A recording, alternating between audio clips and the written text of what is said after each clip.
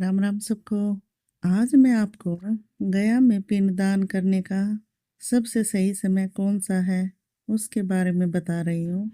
तो गया में पिंडदान करने का सबसे अच्छा समय पितृपक्ष यानी कि श्राद्ध पक्ष होता है, जो भाद्रपद पूर्णिमा से अश्विन अमावस्या तक चलता है। इस अवधि में जो हमारे पूर्वज होते हैं वो पृथ्वी पर आते हैं और पिंडदान सीधे उन तक पहुंच जाता है, जिससे उन्हें शांति और मोक्ष मिलता है। इसके अलावा किसी भी व्यक्ति की मृत्यु का सही समय पता न होने के कारण आप उसका सर्वपितृ मोक्ष अमावस्या के दिन पिंडदान कर सकते हैं।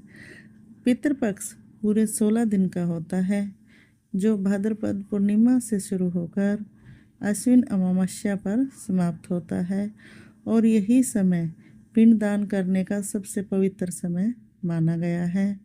आप अपने पूर्वजों की मृत्यु पर भी पिंडदान कर सकते हैं। पितरों को मोक्ष पिंडदान करने से ही मिलता है, इसलिए हमें पिंडदान करना चाहिए। गरुड़ पुराण और अन्य धार्मिक ग्रंथों के अनुसार गया को पितरों की मोक्ष स्थली भी माना गया है।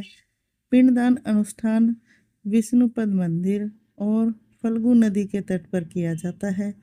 पितृपक्ष के पहले दिन पूर्णिमा तिथि को फल्गु नदी में स्नान और तर्पण करने का विधान है।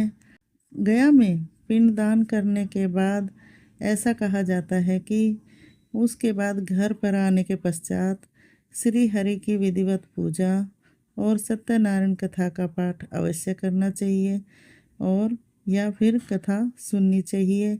इसके साथ ही भगवान के नाम से गरीब ब्राह्मणों और परिवार के सदस्यों को भोजन करवाना चाहिए। गया में मुख्य रूप से फल्गु नदी, विष्णुपद मंदिर और अक्षयवट वृक्ष पर पिंडदान किया जाता है, लेकिन इसके अतिरिक्त गया तीर्थ में कुछ 48 वेदियां हैं जिन पर पिंडदान करने का विधान है। यहाँ सभी स्थान मिलकर गया को पितरों के मोक्ष के लिए एक अत्यंत पवित्र और महत्वपूर्ण स्थान बनाते हैं।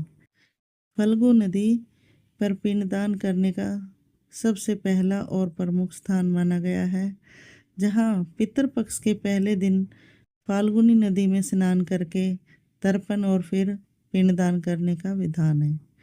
विष्णुपद मंदिर को समर्पित यह मंदिर गया में पिंडदान का एक और महत्वपूर्ण स्थल है। अक्षयवट भी प्रमुख स्थानों में से एक है जहां पिंडदान किया जाता है। पुराणों में कहा गया है कि गया क्षेत्र को लगभग 5 कोस यानी कि 15 किलोमीटर के दायरे में बताया गया है, जिसके भीतर लगभग 50 से अधिक वेदियां मौजूद हैं।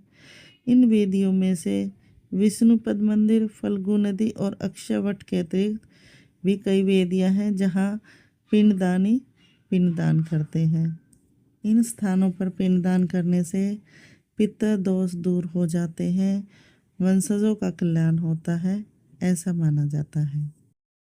इसलिए हमें गया में ही जाकर अपने पितरों का पिंडदान करना चाहिए।